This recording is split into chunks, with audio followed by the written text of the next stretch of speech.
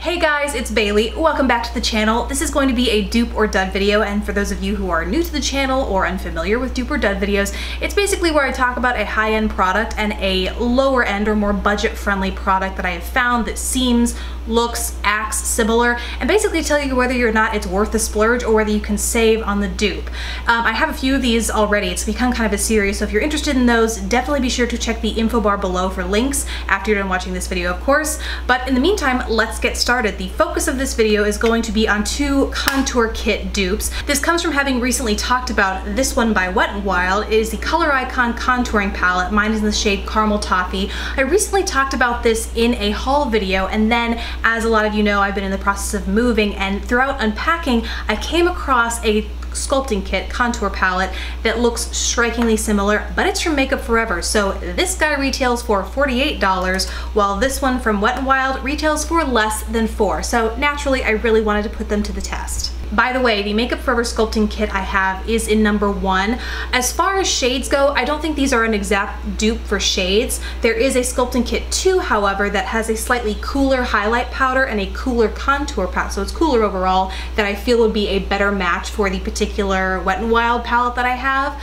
But for now, I'm going to talk about, in general, how the textures compare, the functions compare, and right away I'm going to tell you, because I know you guys like when I do this in videos, I am wearing one on one side of my face. This is the Wet n Wild side, and one on the other. This is the Makeup Forever. But just as I'm going throughout the video, you can kind of get a better idea for the fact that, honestly, these are pretty, despite the fact that they're not as close in the pan as they potentially could be, they still function relatively similarly. So now I want to dig into kind of the quality of the powders and what you can expect from each if you do in fact decide to pick the dupe over the higher end palette. So for starters, both of these are sculpting or contour kit, so they do have a matte sculpting powder. Both of these have relatively good pigmentation. They're very satiny. I would say that the Wet n Wild has a little bit more of a chalky texture. You have to layer it a little bit more to get the kind of pigmentation you see, but ultimately once it's there, it looks identical. Despite having that drier texture, or at least drier than the Makeup Forever powder, it doesn't lay unevenly, it doesn't wear unevenly. Both have pretty equal wearing times throughout the day. It really is going to depend more so on your foundation or the setting powder you have over top than the actual performance of the powders themselves. Basically, the contouring shades here nailed it for a dupe.